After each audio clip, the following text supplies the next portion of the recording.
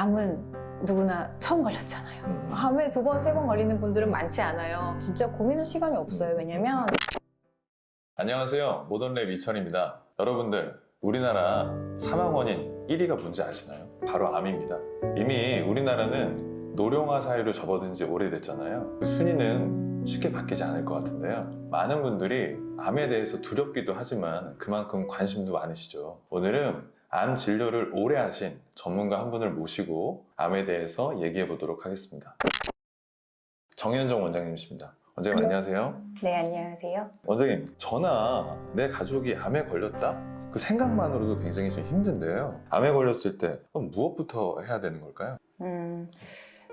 저도 이제 암에 걸렸다라고 생각하면 막막할 것 같아요.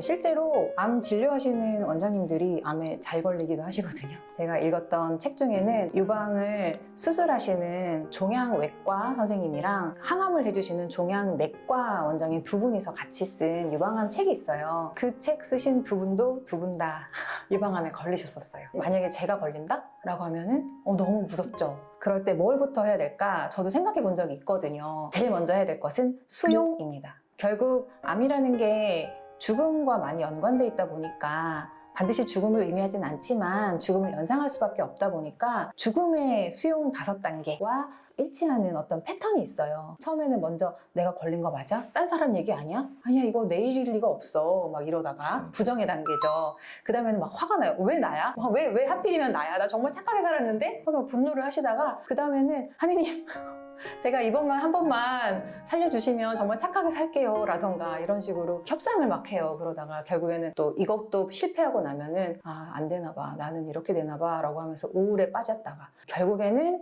그래도 내가 살아야지, 이걸 하는 데까지 해봐야지 라는 마음을 먹게 되시거든요. 그 마음을 먹으려면 수용을 하셔야 돼요. 마지막 단계 수용을 가셔야 되는데 여기까지 최대한 빨리 가셔야 돼요. 등산이라고 생각하시면 코스를 이렇게 삥 둘러서 갈 수도 있고 쉽게 갈 수도 있고 직진으로 갈 수도 있고 아니면은 헬리콥터를 타고 올라갈 수도 있단 말이에요. 단시간에 거기까지 가기 위해서는 수용부터 먼저 하셔야 되고 그 다음에 뭘 할지 계획을 세우실 수 있는 마음의 여유와 시간적 여유가 생깁니다. 암에 걸렸다는 사실을 인정하고 받아들이는 그 수용을 최대한 빨리 하는 게 중요하다는 말씀이신데 네. 치료 계획이나 대책을 아무리 머릿속으로 생각해도 이게 옳은 길인지 알 수가 없잖아요. 네. 그런데 고민하고 방황할 시간도 없다면서요. 이럴 때는 어떻게 해야 되죠? 근데 우리는 암은 누구나 처음 걸렸잖아요. 암에 2번, 3번 걸리는 분들은 많지 않아요. 진짜 고민할 시간이 없어요. 왜냐면 암이라는 거는 정상세포들 2배로 늘어나는 시간에 비해서 빠른 거는 막 30배도 막 더 빨라요. 그렇게 빨리 불어나기 때문에 조금이라도 지체하는 순간 암세포한테 져버리게 되거든요. 최대한 빨리 내 계획을 세워야 되고요. 그 계획을 세우기 위해서는 등산을 한다고 치면은 지도가 필요하죠. 이 지도를 갖고 있는 사람을 찾아가셔야 됩니다. 그렇죠. 그게 누굴지를 또 알 수가 없잖아요. 그래서 누굴지를 또 알아내는 방법이 여러 가지 방식이 있을 수 있어요. 사람마다 다르겠는데 어떤 분들은 뭐 컴퓨터 잘하시면은 네이버나 구글 검색하시면 되고요. 또 어떤 분들은 나는 책 읽는 게 좋아 이러신 분들은 도서관에 가셔가지고 공부를 좀 하셔도 되세요. 제일 중요한 건데 내 주변 사람들의 도움을 받으셔야 돼요. 첫 번째로는 주변 사람들한테 알리셔야 돼요. 안 알리신다? 나 혼자만 꽁꽁 싸매고 고민하고 있다?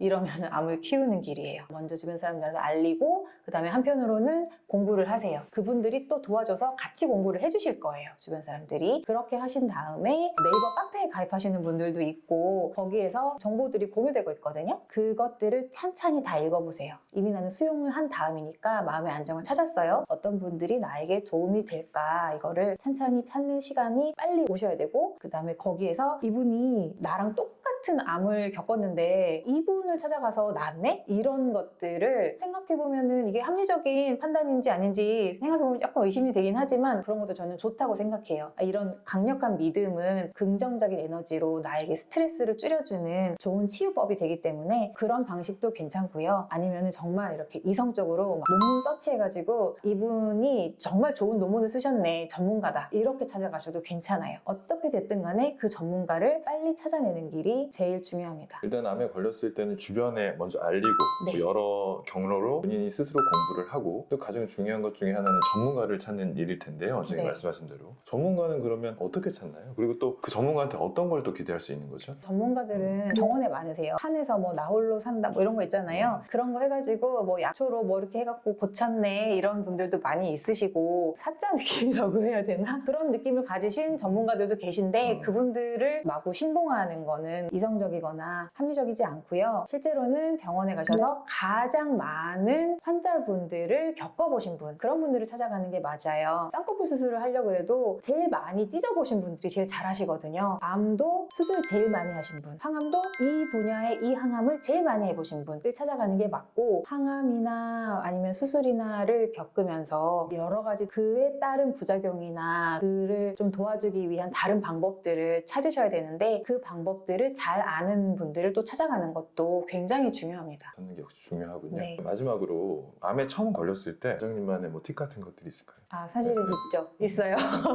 이거는 제가 다 공유를 드리지는 않아요. 왜냐면 알려드렸더니 힘들어 하시더라고요. 실천이 어려운 것 같아요. 저도 힘들 것 같다는 생각이 들어요. 굉장히 어려운 일이긴 한데 제가 그럼에도 불구하고 이 방법을 추천드리는 이유는 제가 아는 암을 극복하신 모든 분들은 이 방법을 쓰셨어요. 치유 일지를 쓰는 거예요. 일기처럼 쓰셔도 되시고 그림 일기를 그리셔도 되시고요. 정말 드라이하게 오늘 뭐뭐뭐 했음 이렇게 하셔도 되시고요. 일기처럼 이렇게 에세이 쓰시듯이 쓰셔도 좋아요. 근데 저는 에세이 방식을 조금 더 추천하기는 해요. 왜냐하면 감정을 쓰시는 게 좋더라고요. 오늘 내가 힘들었다. 오늘 내가 우울했다. 오늘은 정말 희망이 샘솟았고 좋았다. 이런 것들을 하나하나 쓰시는 게 좋아요. 그리고 이 감정을 특히 두려운 감정이 많이 있으신데요. 이 두려운 감정을 표현을 하시면 두려움이 조금 없어져요. 불안한 감정도 역시 마찬가지로 내가 이렇게 적고 나면은 그것이 별거 아니네? 이렇게 생각이 되기 때문에 감정 컨트롤 하는데 굉장히 도움이 되고 이 일지를 씀으로써 내가 몸이 좋았었을 때 갑자기 나빠질 수 있잖아요. 이번에 왜 이렇게 힘들지? 그럴 때 어떻게 했더니 좋았던 거지? 지난번에 너무 좋았었는데 피검사 결과도 진짜 완벽했었는데 그거를 찾기 위해서는 다시 일지로 돌아가시는 거예요. 이걸 열어보고